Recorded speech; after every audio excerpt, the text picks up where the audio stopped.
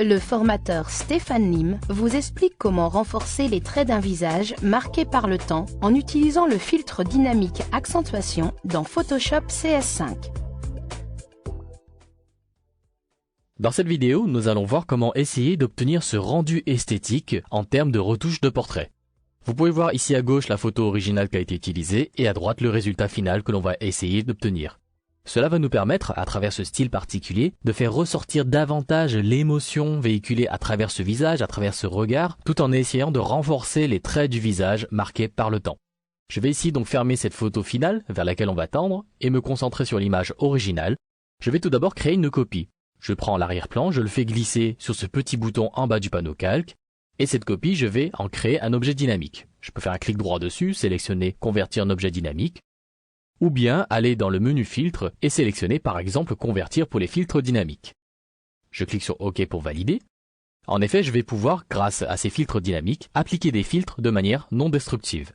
Et afin de faire ressortir davantage les traits marqués au niveau de ce visage, je vais utiliser un filtre qui se situe dans la catégorie renforcement. Il s'agit en l'occurrence d'accentuation. Le filtre accentuation va me permettre en effet d'accentuer les traits du visage en renforçant en fait le contraste, notamment au niveau des contours. Et la particularité ici, c'est que je peux jouer sur 3 paramètres différents, avec notamment le paramètre rayon. C'est lui qui va me permettre de définir le périmètre en quelque sorte d'application de cette accentuation au niveau de mon image. Je peux décocher aperçu pour voir ce qu'il en est, vous pouvez déjà voir que les traits sont un peu plus marqués ici. Je vais ici réduire le paramètre seuil pour le mettre à 0. Et je peux cliquer de manière plus prolongée ici dans cet aperçu pour voir l'image avant. Dès lors que je relâche le bouton de ma souris, vous pouvez voir le résultat après. Et je peux ainsi bien comparer la différence de détail au niveau de la structure de la peau, par exemple. Je vais cliquer sur OK pour valider avec un rayon autour de 60-70 pixels, par exemple. Je clique sur OK. Le filtre dynamique apparaît alors. On peut voir que j'ai accentuation ici. À tout moment, vous pouvez tester différentes valeurs pour pouvoir obtenir un autre rendu. Simplement en double-cliquant sur le nom accentuation, je reviens dans la même boîte de dialogue et je peux ainsi redéfinir ces paramètres sans aucun risque d'altération de mon image, puisque je travaille de manière non destructive grâce à ces objets dynamiques. Le problème, c'est que cela a tendance à faire apparaître une sorte de halo au niveau des contours de mon visage. On peut bien le voir notamment ici autour du chapeau, autour de la silhouette de ce personnage. Et afin d'en atténuer l'impact, je vais sélectionner cette vignette correspondant au masque du filtre dynamique. J'appuie sur CTRL-I ou sur commande I sous Mac pour intervertir les valeurs de ce masque qui apparaissent maintenant en noir. Et je vais peindre dessus avec l'outil pinceau que je sélectionne, avec la couleur blanche en guise de couleur de premier plan. Je vais ici augmenter mon diamètre de manière plus importante pour pouvoir peindre directement sur cette vignette de masque. Je vais peindre ainsi dessus, simplement en peignant avec une opacité ici autour de 80% par exemple. Je vais ainsi peindre sur les endroits dont je désire accentuer ici les contours et les traits de ce portrait. Sans affecter donc par exemple les contours de la silhouette de ce personnage. Si vous voulez visualiser le masque tel quel, vous pouvez appuyer sur la touche Alt du clavier ou sur la touche Option sous Mac et cliquer en même temps sur cette miniature. Je vois le masque tel quel, en noir et blanc ou en nuance de gris, ce qui me permet de retoucher les zones sur lesquelles je n'ai pas encore peint, comme par exemple ici. Et vous pouvez ainsi redéfinir parfaitement le masque dans sa structure et dans ses contours. Pour revenir à l'image, j'appuie sur Alt ou Option sous Mac et je clique à nouveau sur la miniature. Maintenant, j'aimerais pouvoir avoir un meilleur contrôle, notamment au niveau des couleurs, puisque là j'ai une meilleure accentuation au niveau des traits, comme vous pouvez le constater. Et pour pouvoir avoir un meilleur contrôle avec par exemple différentes nuances de couleurs, je vais utiliser un calque de réglage.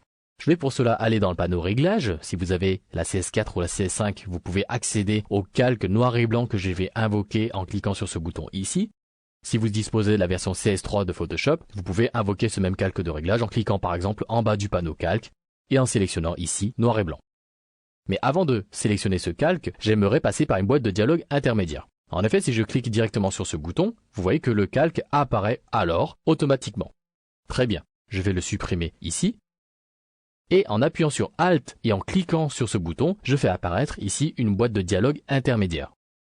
De la même manière, si vous disposez de la version CS3 de Photoshop, vous appuyez sur Alt ou sur Option sous Mac, vous cliquez sur ce petit bouton en bas et vous venez chercher ici le calque de réglage noir et blanc tout en gardant le bouton Alt enfoncé.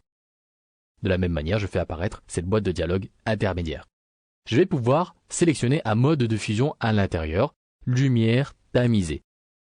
Ce mode de fusion lumière tamisée me permet en effet d'avoir une sorte de lumière diffuse au niveau de mon image sans avoir à accentuer les noirs et les blancs de mon portrait. Vous allez vite comprendre, je vais cliquer sur OK pour valider, le calque noir et blanc apparaît. Vous pouvez constater que l'image reste en couleur, puisque je suis ici en mode lumière tamisée et non pas en mode normal. Et vous pouvez contrôler maintenant chacune de ces composantes de couleur à l'intérieur de votre portrait. À savoir que si je déplace le curseur vers la gauche, j'ai tendance à noircir les rouges de mon image. À l'inverse, par exemple, si j'augmente ici la valeur de jaune, vous pouvez constater que les jaunes dans mon nuage deviennent de plus en plus clairs. Je peux ainsi mieux contrôler les valeurs de luminosité dans mon image à travers ces différents canaux par rapport à ce calque de réglage noir et blanc. Et si une zone en particulier vous intéresse, vous pouvez cliquer sur ce petit bouton situé ici, ce curseur, dans le panneau réglage, dans cette boîte de dialogue dédiée à noir et blanc. Et admettons que je veuille par exemple éclaircir cette zone de ce manteau, qui correspond également à cette zone-ci et à celle-ci, je peux cliquer dessus de manière prolongée et glisser de la gauche vers la droite. En l'occurrence, ici, vous voyez qu'il s'agit du canal bleu qui est principalement affecté. Je clique, je glisse, et vous pouvez voir simultanément que soit les valeurs de bleu, soit de cyan ici se déplacent en fonction du pixel sur lequel vous avez cliqué. Vous pouvez ainsi définir de manière précise la zone que vous voulez éclaircir ou au contraire obscurcir. Maintenant, si l'impact de vos différents réglages sont trop importants, vous pouvez soit revenir dessus comme on travaille de manière non destructive, soit simplement diminuer l'opacité de chacun de ces calques, comme celui-ci, mais également le calque que j'ai dupliqué tout à l'heure, et vous pouvez voir déjà le résultat très convenable, même parfait par rapport à ce que je m'étais fixé au départ. J'appuie sur Alt et je clique sur la visibilité du calque arrière-plan pour voir la photo originale, les autres calques étant ainsi masqués. J'appuie sur Alt ou sur Option sous Mac et je clique à nouveau sur ce petit œil pour voir maintenant le résultat final. Pour ce genre de retouche, je vous conseille en général de prendre un peu de recul, c'est-à-dire éloignez-vous de votre moniteur, absentez-vous de votre écran, partez un peu ailleurs et revenez quelques minutes après pour prendre un peu de recul et voir avec donc plus de discernement les différentes modifications ou réglages que vous pourrez apporter ultérieurement sur vos différents réglages.